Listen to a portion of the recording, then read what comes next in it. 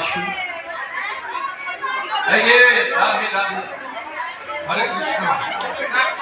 আপনাদের সকলের চরণে নিবেদন, অন্তত আসনের সম্মান রাখুন।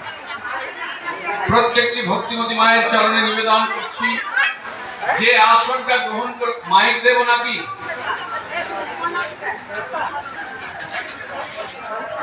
আপনারা যে আসনটা গ্রহণ করে বসেছেন, দীনকৃষ্ণ ব্রহ্মচারী সভা মাঝে বলে যাচ্ছে, কোটি জন্মের স্বীকৃতি থাকলে তবে এই আসন গ্রহণ করে বসা যায়।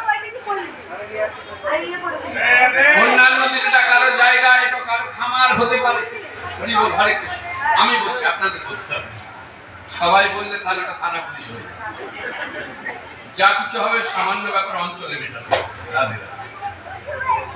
মায়েরা ভালো করে শুরু, যে আসনটায় বসেছেন সেটা কারো খামার হতে পারে, কারো জায়গা হতে পারে, ওটা অন্যান্য দিন। কিন্তু আজকের দিনে আপনারা যে আসনটায় বসেছেন, এটা সামান্য আসন নয়, এটা আমার সেই রাজা পরীক্ষিত মহাশয়ের আসন। যে আসনে বসে 7 দিন 7 রজনী অনাহারে অনিদ্রা ভাগবত শ্রবণ করেছিলেন, আপনারা সেই আসনে বসেছেন। কিছু হোক বা না হোক, অন্তত আসনের যেন অমর্যাদা না হয়, এটা আপনাদের চরণে আমার নিবেদন। ভালো মন্দ পরে বিচার হবে, ভালো মন্দ পরে বিচার হবে। ঠাকুর রামকৃষ্ণ পরমহংসদেব বলেছেন, ওরে সব কথা যে ভালো লাগবে তার কোনো মানে নেই, তবে যে কথাগুলো ভালো লাগবে সেগুলোকে একটু আঁচড়ে গেরো মেরে রাখবে।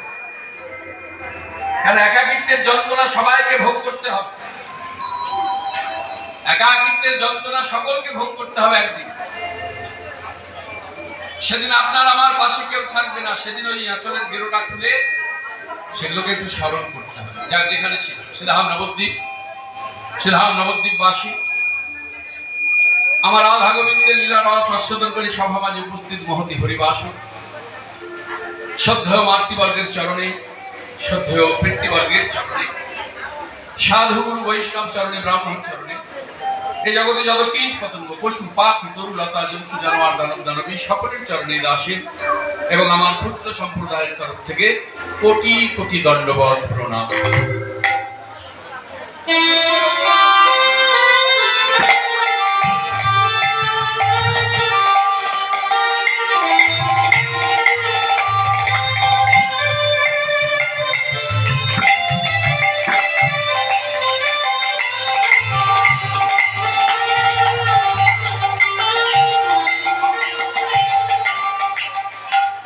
এখন আমরা আস্বাদন করছি শ্রীধাম নবদ্বীপে তদ্ভাবাচিত গৌরচন্দ্রিকা। এই গৌরের কথা আমাদের শুনতে হবে কেন? না, সোনার বাংলার মাটিতে আমাদের জন্ম, যে মাটিতে নেমে এসেছিলেন কৃপার ঠাকুর, করুণার ঠাকুর, দয়ার ঠাকুর আমার, সেই চৈতন্যদেব, সেই নদের নির্মাণ। কিন্তু সব থেকে বড় দুঃখ লাগে, আমরা আমাদের নিজেদেরকে হিন্দু সনাতনী বলে গর্ব করি, কিন্তু ভগবানকে যে কিভাবে ভালোবাসতে হয় সেই অনুভবটাই আমাদের মধ্যে নেই। এত নিম্নমুখী ভালোবাসা হয়ে গেছে, দেখে বড় কষ্ট হয়। আজকে ঘরে ঘরে কম বেশি সকলেই আমরা ভগবানকে ভালোবাসি, দেবদেবীদের সেবা করি, পূজা করি, কিন্তু সভা মাঝে বলছি একটু মিলিয়ে দেখবেন আমাদের ভালোবাসাটা কেমন। বাড়িতে অনেক ক্যালেন্ডার ঝুলছে, তাতে অনেক ভগবানের ছবি আছে। বাড়িতে গিয়ে দেখবেন কেউ কাজ থেকে ফিরে জামা প্যান্টটা খুলে ভগবানের মুখের উপর ঝুলিয়ে রেখে দিয়েছে। কেউ বাজারের পটলা, কেউ ঝুড়ি, চাঙারি, কুড়ো, তখন তার কাছে সেটা কেবল একটা আলক্ষ্য, মানে ছবি, কেবল একটা চিত্রপট। আর যখন বিপদে পড়ি তখন ওই ছবিটাই আপনার আমার কাছে ভগবান হয়ে যায়। আজকে বড় বড় বাড়ি তৈরি করছে, দুঃখটা সেখানে লাগে, কেননা আমি ভক্ত, গ্রামের মানুষকে তো জানাতে হবে, তাই বাইরের দেয়াল এখন টাইলসের মধ্যে ভালো ভালো ভগবানের ছবি পাওয়া যায়। চারিদিকে দেখবেন বাইরের দেয়ালে লাগিয়ে দিয়েছে। আপনারা বলবেন ভগবানকে ভালোবাসে তাই তো লাগিয়েছে। আমি বলবো হ্যাঁ, তার উদ্দেশ্য মহৎ, সেখানে আমার কোনো সন্দেহ নেই, কিন্তু তার অনুভব কোথায়? যখন প্রচন্ড গতিতে ঝড় ওঠে, যখন প্রচন্ড বৃষ্টি পড়ে, তখন আমরা কোথায় থাকি? তখন আমরা যে যার ঘরের মধ্যে প্রবেশ করে জানলা দরজা বন্ধ করে বসে থাকি। কিন্তু যার ইঙ্গিতে সৃষ্টি স্থিতি লয়, যার ইঙ্গিতে জগতে প্রভাব, সেই ভগবানের অঙ্গে কত ঝড়ের ঝাপটা লাগছে, জলের ঝাপটা লাগছে, কেউ কেউ অনুভব করেছে? করেন? বড় বাড়ি তৈরি করে ভগবানের বাড়িটা ছিলে কোথায়? কেন এত সুন্দর বাড়ি তৈরি করেছো? সব থেকে উত্তম ঘরটা আমার ভগবানের জন্য রাখতে পারলে না? তাকে বলতে পারলে না তুমি আমার প্রভু, আমি তোমার দাস, এই ঘর তোমার, তুমি থাকো আনন্দে, তুমি নিত্য, তুমি পবিত্র, তুমি সত্য, তোমার চরণে শুধু একটা আমার নিবেদন, তোমার এই ঘরের যে কোনো কোণাতে আমাকে একটু থাকতে দিও, যেখান থেকে আমি নিত্য তোমাকে দর্শন করতে পারি। এগুলো আমরা ভাবি না। ছিলে কোথায় যে ভগবানের বাড়িটা করছো? বিচার করে দেখেছো এই চৈত্র বৈশাখ জ্যৈষ্ঠ মাস প্রখর রবির তাপে গা জ্বালা দিচ্ছে, পোড়া দিচ্ছে, আমরা দামি দামি কোম্পানির AC, stand fan, ceiling fan, table fan কোনোটাই বাদ দিচ্ছি, কিন্তু যে ভগবান উপরে আছে গরমের মধ্যে তার কত কষ্ট হচ্ছে একবার অনুভব করেছো? আজকে ধূপের প্যাকেটে ভগবানের দেবদেবীর ছবি থাকলে আনন্দ করে ভক্ত কিনে নিয়ে আসছে, কিন্তু একবারও বিচার করে দেখেছি ধূপের কাঠিগুলো যতক্ষণ প্যাকেটে থাকে ততক্ষণ সেটা মন্দিরে বা ঘরে থাকে, কাঠিগুলো শেষ হয়ে গেলে সেখানে যে ভগবান আছে ভক্তের আর তখন অনুভব থাকে না, দুমড়ে মুজড়ে সেটাকে ডাস্টবিনে ফেলে দেয়। ওখান থেকে বেরিয়ে এসো। আমরা মাটি মনে করছি, আমরা কাঠ মনে করছি, আমরা পাথর মনে করছি। আমার ভগবান বলছে ওরে আমি কাঠেই থাকি, আমি পাথরেই থাকি।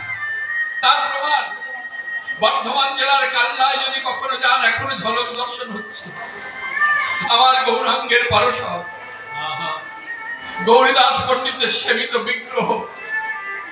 আজও দণ্ডবান অচল বিগ্রহ সচল হয়েছিল।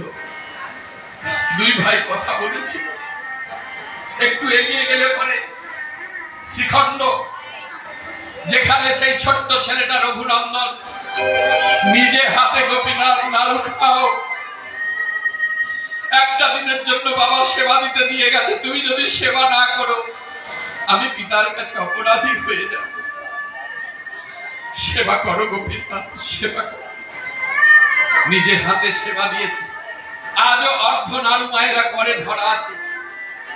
আজও যদি একটু এগিয়ে যায় অগ্রদিক, যেখানে ভক্ত গোবিন্দ ঘোষের জন্য আমার ভগবান কাছা গলায় দিয়ে দাঁড়িয়ে আছে।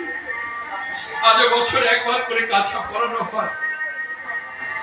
ভক্তবৎসল্য ভগবান মুখাগ্নি করেছে, কাছা গলায় নিয়ে আপনার আমার মতো প্রতিজীবের তারে আঁচল পেতে ভিক্ষা করে পিতার শ্রাদ্ধ ক্রিয়া করেছে। আজও যদি রেমুনাতে আপনারা এগিয়ে যান এগুলো অনুভব করতাম। আজও আমার ভগবান কলঙ্কের কালী অঙ্গে মেখে দাঁড়িয়ে আছে। নাম কি? ক্ষীরচোরা গোপীনাথ। সেই পরম ভক্ত মাধবেন্দ্র পুরী মহাশয়ের জন্য ক্ষীর চুরি করেছিলেন, আজও কলঙ্কের কালী অঙ্গে মেখে দাঁড়িয়ে আছে। তাই আমার ভগবান বলছে ওরে ডাকার মতো ডাকতে পারলে আমি কাঠ থেকে বেরিয়ে আসি, আমি পাথর থেকে বেরিয়ে আসি। আর যদি ডাকতে না পারিস আমি পাষাণ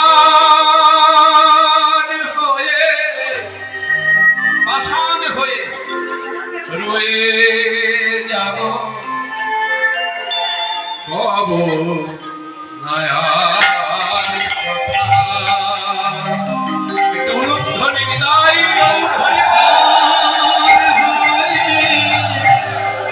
রয়ে যাব অবদয়া কথা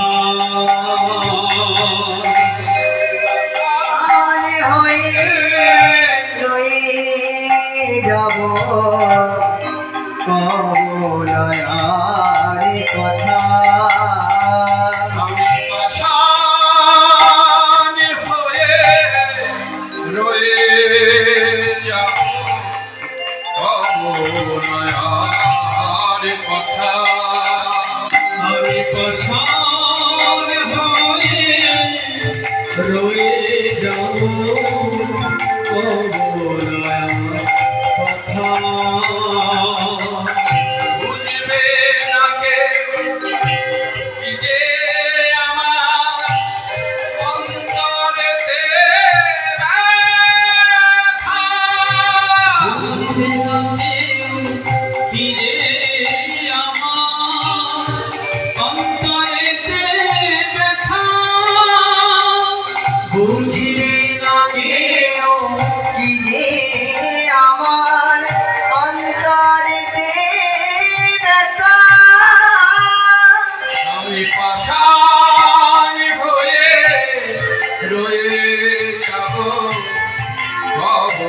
নয়ার কথা ভাবে পাশার হয়ে রয়ে যাও কব দয়ার কথা কব নয়ার কথা আমি কব দয়ার কথা আমি কব নয়ার কথা। সারা জগৎ ভক্তের কাছে আমার ভগবান পাষাণ হয়ে থেকে যাবে। তাই চৈতন্য চরিতামৃতের তৃতীয় শ্লোক আমরা আস্বাদন করলাম। জগদ্দয়িতং ব্রহ্ম পরিষদি তদেব পশ্যতনুহা যাত্ম অন্তর্যামী পুরুষ ইতি সংসাং সবিভব সরৈশ্বর্য পূর্ণজৈব ভগবান সস্ময়ং না চৈতন্যাৎ কৃষ্ণত্ব জগতি পরতত্ত্বং পরমেহ। মানে বাবা, উপনিষদ যাহাকে অদ্বৈত ব্রহ্ম বলিয়া নির্দেশ করিয়া থাকে, তত্ত্বে যিনি জগতের উৎপত্তি ও প্রলয়, জীবনের গতি অগতি স্বরূপ সরৈশ্বর্য, সর্ববিষয়ে সর্বজ্ঞান পুরুষ প্রধান, ন চৈতন্যাৎ কৃষ্ণত্ব জগতি পরতত্ত্বং পরমেহ। অর্থাৎ আমার গৌর হরি বিনা এই জগৎ সংসারে পরতত্ত্ব বলতে আর কিছু নেই নেই নেই। তাই সেই গৌর হরিকে আজকে নদিয়ার নগরে দর্শন করে এলেন। তাই বৈষ্ণব পদকর্তা এক পা ধারে দাঁড়িয়ে করম দিলেন, কি হে লীলাম অপরূপ গোরা গৌরনিধি, কত চাঁদ নিনারিয়া নীল মিলবি। সেই নদিয়ার নাগরী এসে অন্য নাগরিকে বলছে, আমি কি দেখলাম জানিস? উগার উগার উগার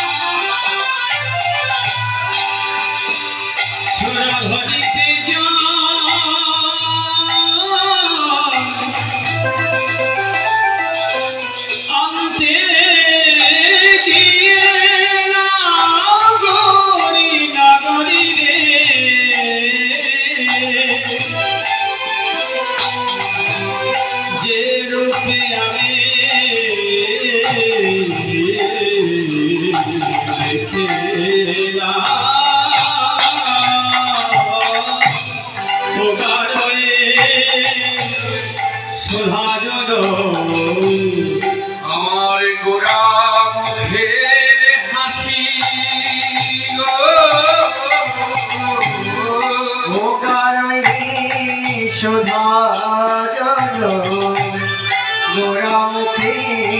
হাসি হাসি গো আমার নিরক্ষিতে মোর রমে গেল খুশি গো।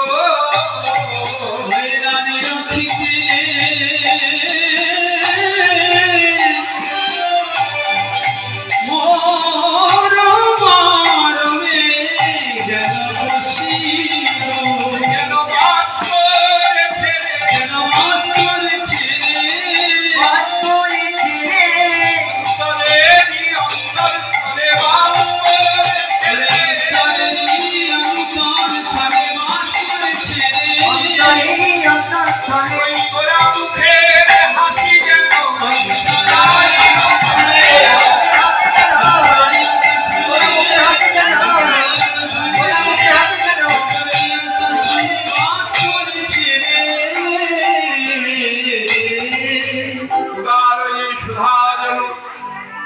আমার গোরা মুখের হাসি গোরা মুখের হাসি নিরক্ষিতে মোর রমে গেল খুশি। মরবে গেল খুশি। নদিয়ার নাগরিক জিজ্ঞাসা করছে, আচ্ছা সত্যি করে বলতো সুধা কোথায় পাওয়া যায়? নাগরী বলল, কেন? সুধা ওই চাঁদে আছে। সভা মাঝে বসেছেন ভক্তিমতী মা ভক্তমণ্ডলী। কথাগুলো যেন মাথার উপর দিয়ে বেরিয়ে না যায়। হই হই করে আসবো, কীর্তন শুনবো, কোন আপনজন পরিচিতি মানুষ আসবে, এদিকে ভাগবত হবে, ওদিকে দুটো কথাও মিটিয়ে দেবো, তা বললে হবে না। চিত্তকে স্থির করে কীর্তন শুনতে হয়। কীর্তনে শুধু বিনোদন মনোরঞ্জন বলে কিছু নেই। কীর্তন হচ্ছে আধ্যাত্মিকতার চেতনা জাগ্রত হবে, সেই ভাগবতকে মন দিয়ে শুনবে। নদিয়ার নাগরী বলল, সুধায় আছে ওই চাঁদে। চাঁদে নাগরী বলে, না না, না না না, সুধা যদি ওই চাঁদে থাকবে, তবে মনে বল ওই চাঁদের এত কলঙ্ক। ওই চাঁদের এত কলঙ্ক কেন? নাগরী বলল, সুধায় আছে সমুদ্রে, সুধায় আছে সমুদ্রের জলে। নাগরী বলে, না না, না না না না, সুধা যদি সমুদ্রের জলে থাকবে, তবে বলে বল ওই সমুদ্রের জল এত লবণাক্ত। লবণাক্ত কেন? নাগরী বলে, তাহলে সুধায় আছে পাতালে। পাতালে।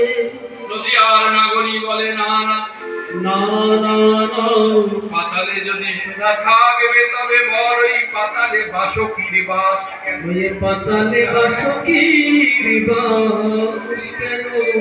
নাগরী বলিল, সুধায় আছে এই নারীর বদনে। কোথায় আছে নারীর বদনে?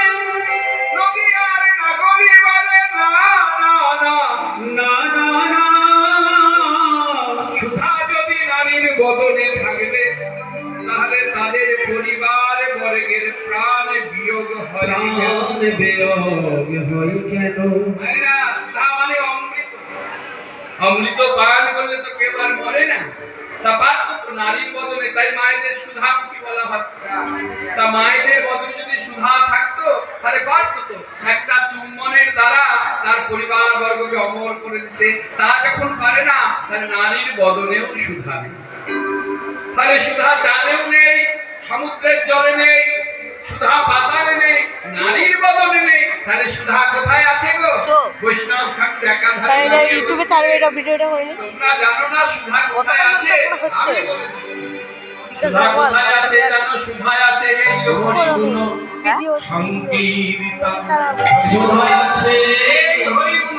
হরিগুণ সংকীর্তনে? তাই বৈষ্ণব ঠাকুর একাধারে দাঁড়িয়ে বলল, কি বলছে? হরিনামামৃত সুধা সিন্ধু, পান করো তার কৃপা বিন্দু। হরিনামামৃত সুধা সিন্ধু, পান করো তার কৃপাবিন্দু। অমৃত সুধা সিন্ধু, পান করো তার কৃপাবিন্দু। ভক্তি বস্তু মিলে যাহা হইবে, বিমা প্রাপ্তি বস্তু বিমা হইতে। প্রাপ্তি বস্তু মিলে যাহা হইতে। তোমরা গুরুচরণ নিবে ধরো।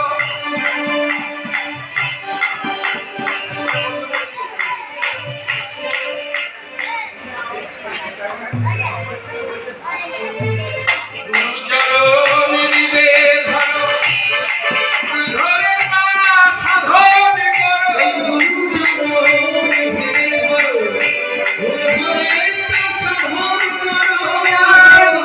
চরণে ধরো, উর্ধ্বরে তার সাধন করো। রোজে ভালো সাগর তার হইতে।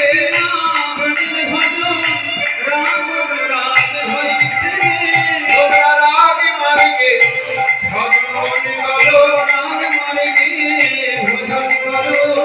রাগি মানে গে ভজন করো। তোমরা গুরুচরণ নিবে ধরো, রাগ মার্গে ভজন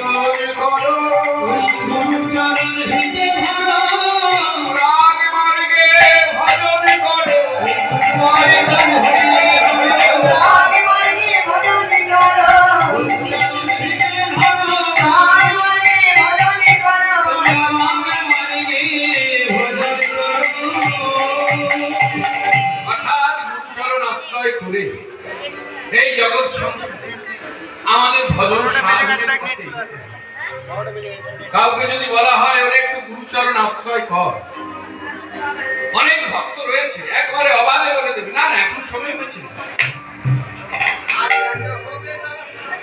আরেকটু সময় হোক, এখন সময় হয়নি, হরি বল, আরেকটু সময় হোক, সংসার করি, সংসারে দু চারটে ছেলে পুলে আসুক, আদর যত্ন করে তাদের বড় করি, তাদের বিয়ে খাওয়া দিই, নাতি নাতনি নিয়ে একটু আনন্দ করবো না, তারপরে বাবা দেখা যাবে তোদের ওই ভজন সাধন। মায়েরা, এই কথা শুধু আপনারা বা আমরা শুধু বলি না, এ কথা স্বামী বিবেকানন্দ যখন ঠাকুর রামকৃষ্ণ পরমহংসদেবের কাছে গিয়েছিলেন, স্বামী বিবেকানন্দ যখন গিয়েছিলেন ঠাকুর রামকৃষ্ণ পরমহংসদেবের কাছে গিয়ে দাঁড়িয়েছে, ঠাকুর কে লরেন এলি, লরেন তো বলতেন না, কি বলতেন, লরেন, লরেন এলি, হ্যাঁ ঠাকুর। তা বাবা কিছু বলবি না? ঠাকুর আমি একটু মাকে ডাকতে চাই। ও কি আনন্দ, কি আনন্দ, আমার মাকে ডাকবে, আমার লরেন মাকে ডাকবে। কিন্তু লরেন মাকে ডাকতে হলে যে আগে ওই মধ্যস্থ গুরুচরণ আশ্রয় করতে হয়। আর যেই বলেছে, বলছে দূর দূর আমি একটু মাকে ডাকবো, তাই মাঝখানে গুরুর কি প্রয়োজন? যখন এই কথা বলেছে তা ঠাকুর তার তর্ক করতেন না, ঠাকুরকে সবাই মূর্খ বলতেন, কিন্তু ঠাকুর ছিলেন সাক্ষাৎ বেদান্ত। কি বললাম? ঠাকুর ছিল সাক্ষাৎ বেদান্ত, যা কথা বলতেন অমৃত বরিশন হতো, যার কারণে এত মোটা একটা গ্রন্থ পাওয়া যায়, যে গ্রন্থটির নাম হচ্ছে রামকৃষ্ণ কথামৃত। যদি পারেন বাড়িতে একটা করে রাখবে, কারণ আমাদের সংসারী মানুষের জন্য, রাধে রাধে, আমাদের সংসারী মানুষের জন্য সেখানে অনেক সমস্যার সমাধান রেখে গেছে। তা ঠাকুর বললেন, লরেন বলো ঠাকুর, না ওই যে মায়ের ভোগ রান্না হচ্ছে, যেমন আজকে ভক্ত সেবার জন্য রন্ধন হচ্ছে, তাই তো ভক্ত সেবার জন্য রান্না হচ্ছে, জয় মহা, ভক্ত সেবার জন্য যেমন রন্ধন হচ্ছে, মায়ের যে ভোগ রান্না হচ্ছে ওখান থেকে একটু আগুন নিয়ে আয় তো বাবা। দূর, আগুন আবার কি করবে কে জানে, জয় জয় শ্রী রাধে। তবে বলছি যখন যাই, তা জ্বলন্ত কাঠ একটা ধরে ঠাকুরের কাছে নিয়ে এসেছে, ঠাকুর এই না আগুন না। ঠাকুর তাকিয়ে আছে, কি হলো আগুন চাইলে আগুন না, এমন করে আমার দিকে ভ্যান ভ্যান করে তাকিয়ে আছে যে, কি হলো আগুনটা ধরো। ঠাকুর বলছে, ও লরে সেদিকে যাচ্ছিস কেন? তার আগ করবো না, আগুন আনতে বললে, আর এখন আগুনে দাঁড়িয়ে আছে, তুমি আগুনটা নিচ্ছ না। বলছে, লরে আমি তো তোকে আগুন আনতে বলেছি রে, আমি তো তোকে কাঠ আনতে বলিনি। বলছে, আমি তো তোকে আগুন আনতে বলেছি, তোকে তো কাঠ আনতে বলিনি, তা তুই কাঠ কেন নিয়ে এলি? তা রেগে যাবে না? আরো রেগে গেছে। বলছে, লোকে তোমাকে এমনি এমনি পাগল বলে না, তুমি সত্যি সত্যি পাগল। আগুনকে হাতে ধরে আনো, হাত চলে যাবে না, হাত পুড়ে যাবে না। চালিয়েছে। রাগ করছিস কেন? যে প্রশ্ন করেছিলি উত্তর পেলি কিনা দেখতো। তখন চোখ করলো, কি বলছে ঠাকুর? বলছে, শোন লরে, আগুনকে যেমন শুধু হাতে ধরে আনা যায় না, আগুনকে যেমন শুধু হাতে ধরে আনা যায় না, হাত চলে যাবে, হাত পড়ে যাবে, তাই মধ্যস্থ একটা পাত্রের প্রয়োজন হয়। ঠিক তেমনি আমার মাতৃচরণে, আমার ভগবত চরণে পৌঁছাতে গেলে আগুনকে যেমন আনার জন্য মধ্যস্থ পাত্রের প্রয়োজন হয়, তেমন মাতৃচরণে ভগবত চরণে পৌঁছাতে গেলে শুধু শুধু পৌঁছানো যায় না, সেখানে ভক্তকে ওই পরম দয়াল মধ্যস্থ পরম দয়াল শ্রী গুরুর প্রয়োজন হয়। তাই গুরু ছাড়া হবে না, গুরু ছাড়া হবে না।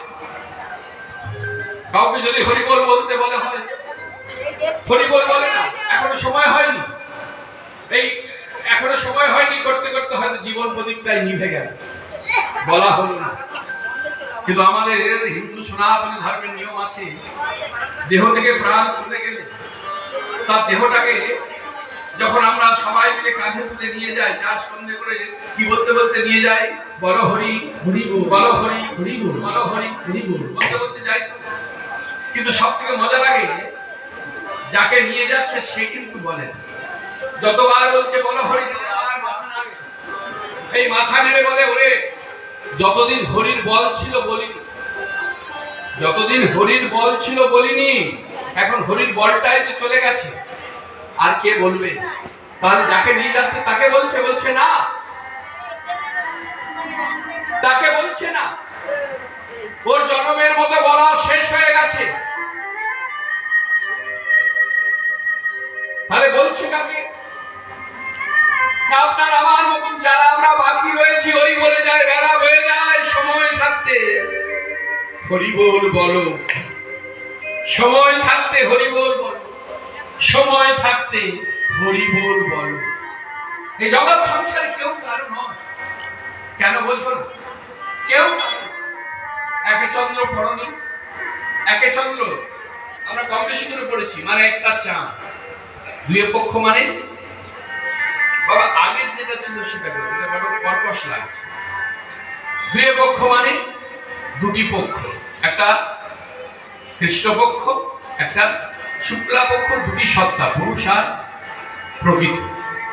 দিনের নেত্র মানে তিনটি নয়ন, চন্দ্র, সূর্য আর হুতাশ। চারে বেদ কম বেশি করে পড়েছি। তাহলে 1 2 করে 5 পঞ্চমান 6 ঋতু 7 সমুদ্র, 1 2 3 4 5 6 7 8, কাঠের পর যে অক্ষরটা লিখলো ওই অক্ষরটার নাম কি? মায়েরা কি গো, ওই অক্ষরটার নাম কি? 8 পর 9। তা 9টা এত বাঁকা কেন? 9টা এত বাঁকা কেন?